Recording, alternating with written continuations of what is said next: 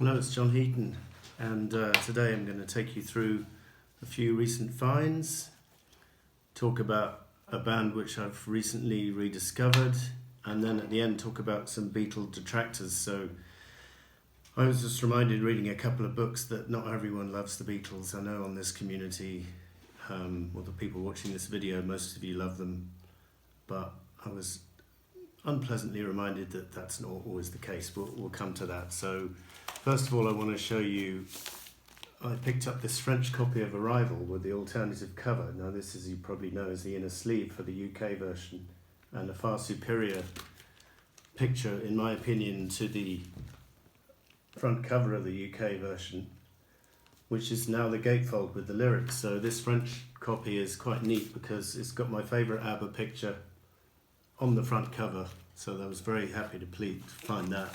And some single finds here. Helen Wheels, this is a German single, and it's unfortunately showing the wrong lineup of wings, because by the time Helen Wheels was recorded and released, Henry McCulloch and Denny Sewell had left, but they're staring at you from the front cover here, so that was wrong. But quite often singles had out-of-date pictures, I've noticed, particularly in Europe. This is the German Apple, the Gemma label there on the Apple, and very nice, not in brilliant condition, but wasn't too expensive. And then we've got some Hungarian picture sleeve singles to show you, which I thought were quite amusing, because they're nothing like what came out in other countries, and it's almost as if they said to someone, can you draw a picture of Bob Dylan? And we'll put it on the cover. So pretty unimaginative back cover, but I quite like the drawing on the front cover.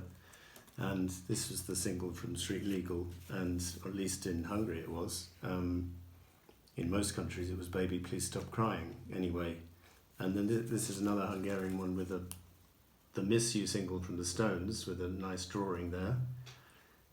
Again from some anonymous artist, not credited. And then the B-side is Faraway Eyes, and there's a nice picture of the girl with faraway eyes, so that's pretty nice. And then a third one, and these were not expensive, I just picked them up because I love singles in picture sleeves, as you've probably noticed. This is Baker Street, Jerry Rafferty, the great song from him from 1978, and again they've just said to the artist, can you draw a picture of Baker Street? And it's also on the back cover as well. So I was very pleased to get those. Excellent. So now we're going to go on to my other topic of, well, first of all, we'll talk about Jellyfish, because I just listened to these CDs recently, and they only did 2 albums as far as I can gather, Belly Button in 1990 and Spilt Milk in 1991.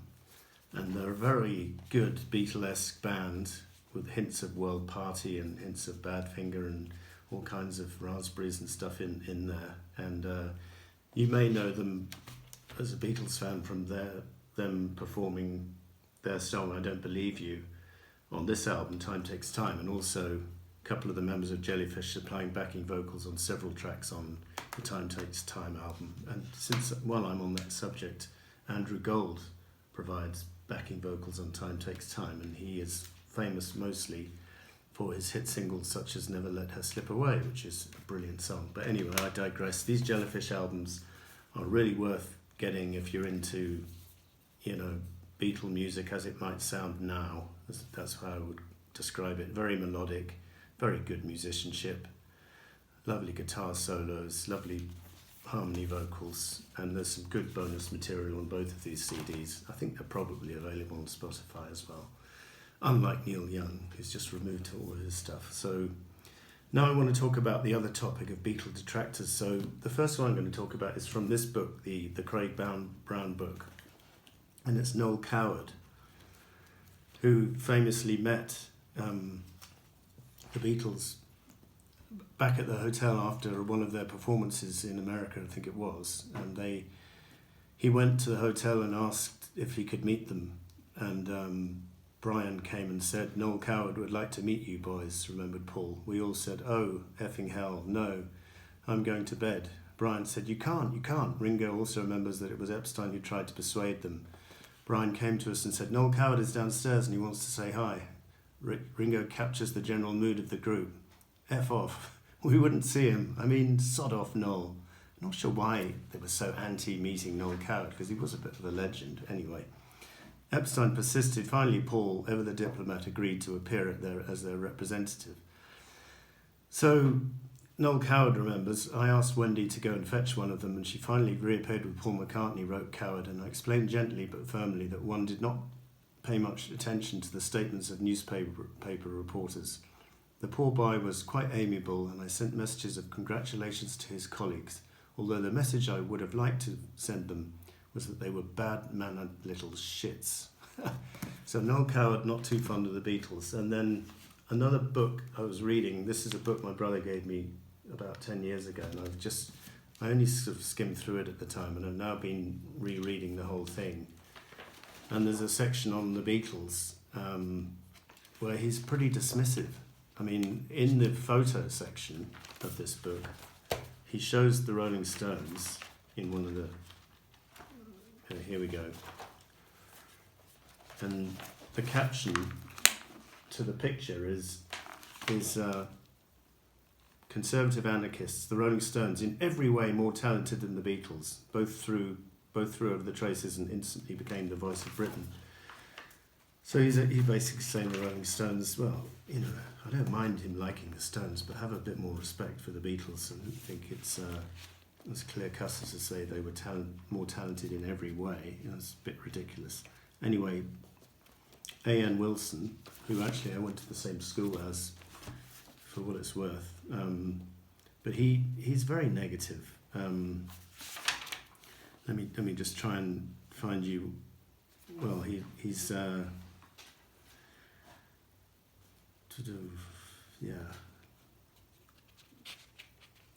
He's saying basically they bequeathed to the world the annoying legacy that entertainers, rather than being humble enough to entertain, should inflict their half-baked views of economics, meteorology, and politics to those who have been gullible enough to buy their recordings.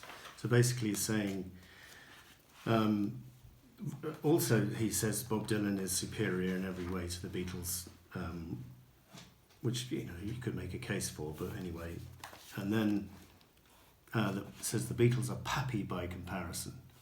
This fact, obvious to everyone else, was certainly not clear to the Beatles themselves, who, the moment they were famous, became invested with a risible degree of self-importance. Lennon was the most pretentious and self-regarding in this respect. The more he took drugs and made an exhibition of himself, the more he seemed to believe himself to be some kind of poet, sage, or philosopher. Lennon's own self-importance, however, was nothing to that of his second wife, Yoko Ono, and then he goes on to slag off Yoko. And he's basically saying the Beatles were the easy listening music of the time, and their appeal was always to nice boys and girls, he says derogatorily, who would play their cherished Beatles LPs to their children when they paired off and settled down, enjoying the patronising sentimentality of Eleanor Rigby and When I'm 64.